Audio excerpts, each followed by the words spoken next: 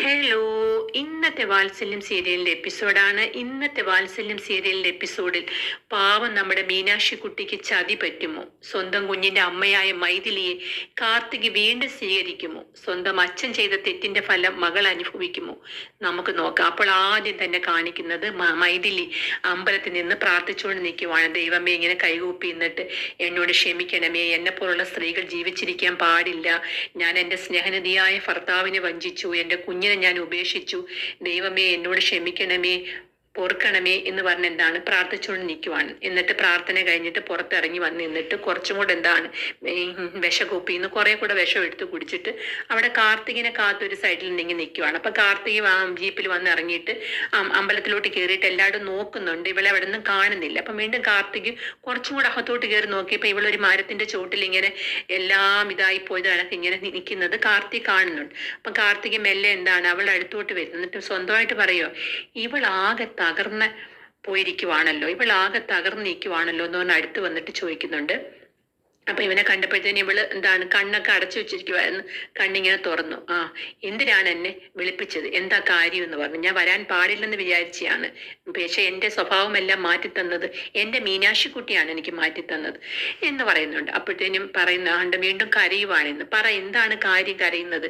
എന്റെ സഹായം എന്തെങ്കിലും വേണോ? പിന്നെ വൈശാഖിനെ പുറത്തിറക്കാൻ ഞാൻ എന്തെങ്കിലും സഹായിക്കണോ എന്ന് ചോദിക്കുമ്പം ഇവള് പറയുകയാണ്, അപ്പം കാർത്തിക് എല്ലാം അറിഞ്ഞുവല്ലേ എന്ന് കരഞ്ഞുകൊണ്ട് വന്നു. പിന്നെ അറിയാതെ അവനെ ആ വീട്ടിൽ നിന്ന് അവനെയും ആ പെണ്ണിനെയും കൂടെ അറസ്റ്റ് ചെയ്തുകൊണ്ട് SI കൊണ്ടുവരുമ്പോൾ ഞാനും ആ സ്പോട്ടിൽ ഉണ്ടായിരുന്നു, എന്റെ അടുക്കിലേക്കല്ലേ കൊണ്ടുവന്നതെന്ന് പറയാം. അപ്പോഴത്തേക്ക് ഇവിടെ കേട്ടപ്പോൾ അവക്ക് ഭയങ്കര സങ്കടം. അതായത് ഇവനെ നല്ല ഭർത്താവിനെ ഉപേക്ഷിച്ച് പോയ കാമുവിന്റെ ഒപ്പം പോയപ്പം അവൻ വേറെ പെണ്ണുങ്ങളെല്ലാം തേടി പൊക്കോണ്ടിരിക്കുന്നത് ഇവ അറിഞ്ഞല്ലോ എന്നുള്ള ആ ഒരു മാനസിക സംഘർഷത്തിൽ നിൽക്കണം. എന്നിട്ട് വീണ്ടും പറയുവാണ്, പറ, ഞാൻ എന്തെങ്കിലും സഹായം അല്ലെങ്കിൽ ചെയ്തു തരാം. എല്ലാം എന്റെ മീനാക്ഷി കുട്ടി, എനിക്ക് നീ വിചാരിക്കും ഇപ്പോൾ നിന്റെ തകർച്ച കണ്ട് ഞാൻ എന്താണ് സന്തോഷിക്കാൻ വന്നതാണ്? ഒരിക്കലുമല്ല, നീ വിളിച്ചതുകൊണ്ട് വന്നതാണ്. എനിക്ക് നിന്നെ കൊല്ലാനുള്ള ദേഷ്യം ഉണ്ടായിരുന്നു, പക്ഷെ അതെല്ലാം മാറ്റി തന്നത് എന്റെ മീനാക്ഷി കുട്ടിയാണ്. അവൾ എത്ര നല്ലവളാണെന്നറിയാവോ? അവളാണ് എൻ്റെ ഈ സ്വഭാവം തന്നെ എന്താക്കി മാറ്റി തന്നതെന്ന് പറയും. അതുകൊണ്ട് നീ എന്തുണ്ടെങ്കിലും സഹായം ചോദിച്ചോളാൻ പറയും. അപ്പോഴത്തേന് ഇവള് പറയുന്നത്, എന്നോട് ക്ഷമിക്കണേ കാർത്തിക്, ക്ഷമ പറയാൻ വേണ്ടിയിട്ടാണ് ഞാൻ എൻ്റെ ആക്കിയത് വിളിപ്പിച്ചത്. ഞാൻ വലിയ തെറ്റ് ചെയ്തു പോയി. എനിക്ക് എൻ്റെ കുഞ്ഞിനെ ഒന്ന് കണ്ടാൽ കൊള്ളാമെന്നുണ്ട്, എൻ്റെ കുഞ്ഞിനെ ഒന്ന് ഒരു നോക്ക് കാണണമെന്നുണ്ടെന്നൊക്കെ പറഞ്ഞ് കരയുമായിരുന്നു. എന്നോട് ക്ഷമിക്കണേ എന്ന് പറഞ്ഞിട്ട് ഒരു 2 സ്റ്റെപ്പ് അങ്ങോട്ട് നടന്ന് എന്താണ് മുന്നോട്ട് പോകാൻ പോയതും പിന്നെ മൈഥിലി അങ്ങ് കാർത്തികിന്റെ തോളോട്ട് അങ്ങ് ചായുവാണ് ചെയ്യുന്നത്. അപ്പൊ അവൻ വേഗം മൈഥിലി എന്ത് പറ്റി എന്ത് പറ്റി എന്ത് പറ്റിയെന്ന് പറഞ്ഞ് ചോദിക്കുമ്പോഴത്തേന് ഒരനുഭവം ഇല്ല അവക്ക്. അപ്പോഴത്തേന് അവിടെ നിന്ന് പൂജാരിയെ വിളിച്ചു ചോദിക്കുന്നുണ്ട്. പൂജാരി ദാണ്ട് ഇവര് ആണെങ്കിൽ എന്ത് ചെയ്യുന്നു? പെട്ടെന്ന് എന്ന് സംസാരിച്ചുകൊണ്ടിരുന്നപ്പോ മയങ്ങി വീണ് ഇവിടെ എവിടെയെങ്കിലും കാണിക്കുന്ന സ്ഥലമുണ്ടോ? അത് ദാണ്ട് കുറച്ച് അവിടെ അങ്ങാട്ടായിട്ട് ആയുർവേദ ഇതുണ്ട്, അവിടെ കൊണ്ടുപോയാൽ മതി, നല്ലതാണെന്ന് പറഞ്ഞു. അപ്പോഴത്തേനും എന്താണ് നമ്മുടെ കാർത്തിക് പിന്നെ മൈഥിലിനെ എന്താണ് കോരി എടുത്ത് കൊണ്ടുപോവാണ് ഇന്ന് കാണിക്കാൻ വേണ്ടിയിട്ട്. പിന്നെ കാണിക്കുന്നത് നമ്മുടെ ചെമ്പകമംഗലം തറവാടാണ്. അവിടെ നമ്മുടെ സാവിത്രിയെ ആണെങ്കിൽ എന്താണ് അവരൊരു കസേരയിൽ ഇരുന്നുകൊണ്ട് ഫോൺ കണ്ടുകൊണ്ട് സന്തോഷിച്ചുകൊണ്ടിരിക്കുക. വളരെ സന്തോഷത്തിലാണ്. ഫോൺ കണ്ട് സന്തോഷിച്ചിരിക്കുന്ന സമയത്ത് ഒരു കോള് വരുന്നുണ്ട്. അപ്പോഴത്തേന് ഇവളാണോ? എന്തിനാണ് വിളിക്കുന്നത്? ആരെന്നറിയോ? ഇന്ദ്രജയാണ് വിളിക്കുന്നത്. ഇവളെന്തിനാണ് വിളിക്കുന്നത് എന്നുള്ള ഒരു ടെൻഷനിൽ ഇതാക്കിയിട്ട് ഫോൺ എടുക്കുന്നുണ്ട്. പറ ഇന്ദ്രജയെ.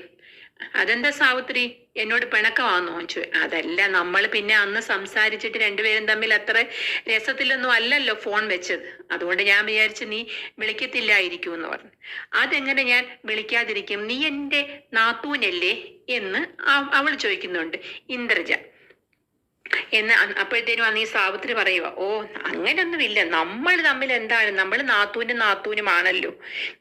നാത്തൂനും എപ്പോഴും എല്ലാരും പറയുന്നത് മോരും മുതിരയും പോലെ ആയിരിക്കും എന്നാ. പക്ഷെ നമ്മൾ അങ്ങനല്ല, നമ്മൾ ചക്കരയും പീരയും പോലാണെന്ന് സാവിത്രി പറഞ്ഞിട്ട് പറയുവാണ്.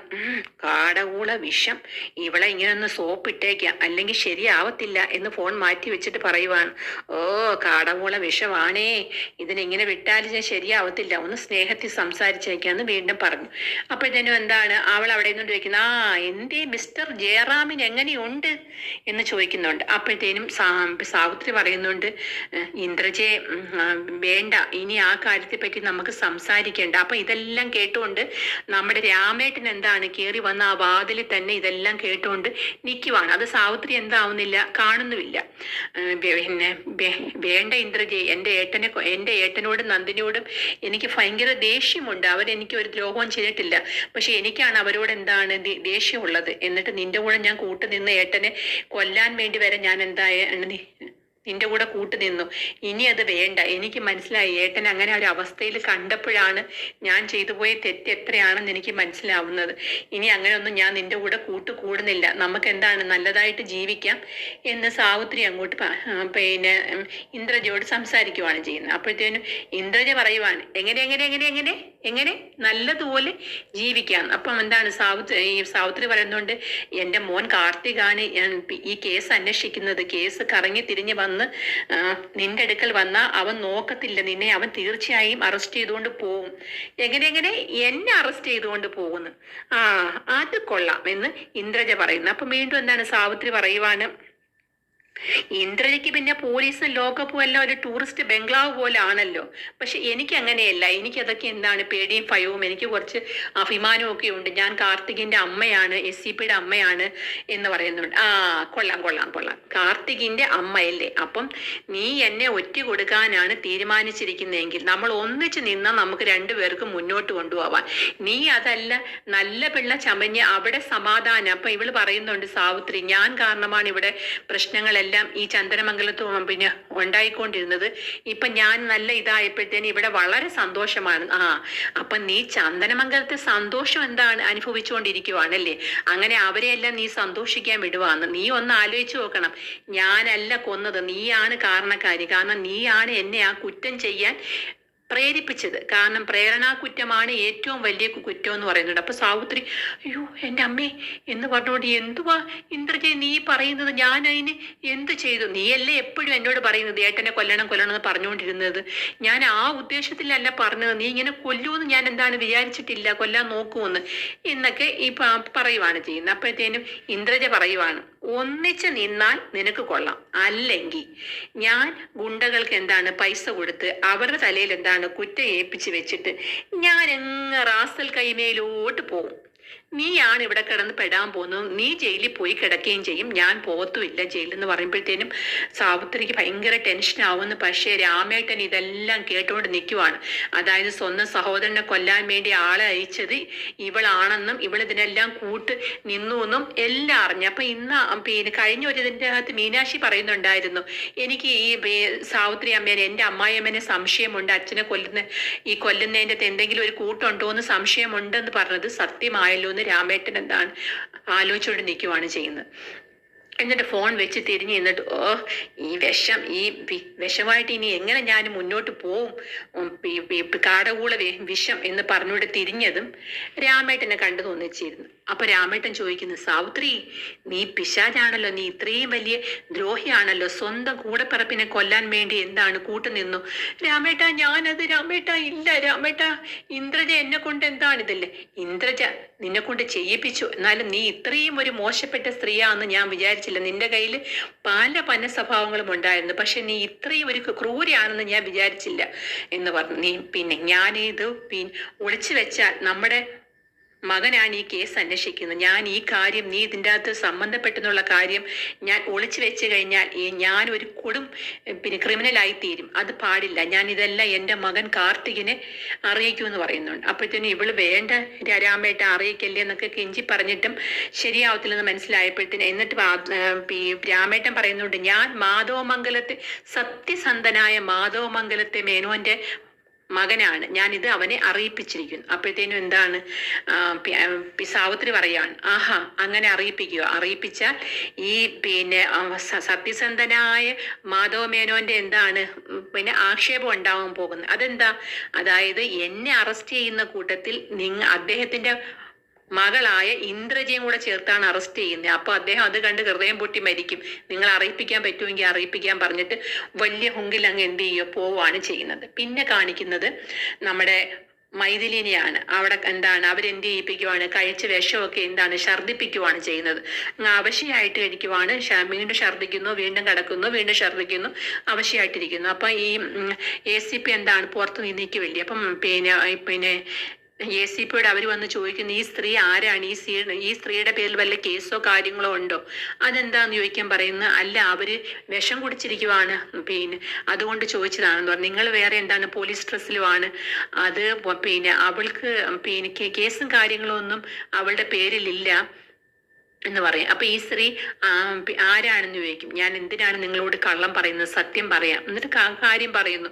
ഈ സ്ത്രീ എൻ്റെ മുൻ ഭാര്യയായിരുന്നു, എന്നെ വഞ്ചിച്ചൊരു കാമുകന്റെ കൂടെ ഒളിച്ചോടിപ്പോയിരുന്നു.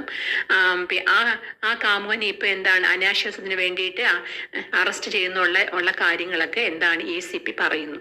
ഇവള് വീണ്ടും എന്താണ് ഛർദ്ദിക്കുന്നു, അവരെന്താണ് നോക്കുന്നുണ്ട്, പിന്നെ ഇതാക്കുന്നു. ഇവൾ അങ്ങനെ എന്താണ് സങ്കടപ്പെട്ട് കിടക്കുന്ന സമയത്താണ് നമ്മുടെ മീനാക്ഷി എന്താണ് ACPക്ക് ഫോൺ ചെയ്യുവാണ്. അപ്പൊ ACP പുറത്ത് നിൽക്കുവാണ്, ഫോൺ എടുത്ത്. പറ മീനാക്ഷി എന്താ. അപ്പൊ ACP എന്ത് ചെയ്യുന്നു, ACP തിരക്കിലാണോ എന്ന് ചോദിക്കുന്നു. അല്ല, കാര്യം പറ. ഞാൻ ചോദിച്ചത് ACP ഡ്യൂട്ടിയിലാണെന്നാണ് ഞാൻ ചോദിച്ചത്. അപ്പോഴും മീനാക്ഷിയോട് ഇവിടെ വന്നിരിക്കുവാണെന്നും ഇതുപോലെ മൈഥിലിക്ക് ഇങ്ങനെ ഒരു അബദ്ധം പറ്റിയെന്നുള്ള കാര്യം പറയുന്നില്ല. പിന്നെ അന്നേരം പറയുന്നുണ്ട്, ഇല്ല നീ കാര്യം പറ, എനിക്ക് കൊഞ്ചിക്കൊണ്ടിരിക്കാനൊന്നും സമയമില്ല, നീ എന്താ കാര്യം എന്ന് പറ. അത് ACP ചോറ് കഴിച്ചോ? ഇല്ല, ഞാൻ പിന്നെ ചോറൊന്നും കഴിച്ചില്ല, നീ എന്താന്ന് വെച്ചാൽ കാര്യം പറ മീനാക്ഷി എന്ന് പറയുമ്പോഴത്തേന് ദേഷ്യത്തിൽ എന്താണ്, എന്നാ പിന്നെ വലിയ ഇതാണെങ്കിൽ അങ്ങ് ഫോൺ വെച്ചോ എന്ന് പറഞ്ഞ് മീനാക്ഷി അങ്ങ് ഫോൺ വെക്കുകയാണ് ചെയ്യുന്നത്. ACPയും ഫോൺ വെച്ചു. എന്നിട്ട് എന്താണ് ആ സമയത്താണെങ്കിൽ മീനാക്ഷി പിന്നെ ചിന്തിക്കുക, ഇതൊരു കടുവയാ, ഇതൊരു കടുവ അങ്ങ് അലറും ചില സമയത്ത്. മാറ്റിക്കോളാം, ഞാൻ മാറ്റിയെടുത്തോളാം, എൻ്റെ ACP അല്ലേ, ഇങ്ങനെ വരട്ടെ, ഞാൻ മാറ്റിയെടുത്തോളാം എന്ന് പറയുന്നതാണ് ഇന്നത്തെ വാത്സല്യം സീരിയലിന്റെ എപ്പിസോഡ്. എല്ലാവരും കാണുക, ലൈക്ക് ചെയ്യുക, ഷെയർ ചെയ്യുക, സപ്പോർട്ട് ചെയ്യുക. Bye bye.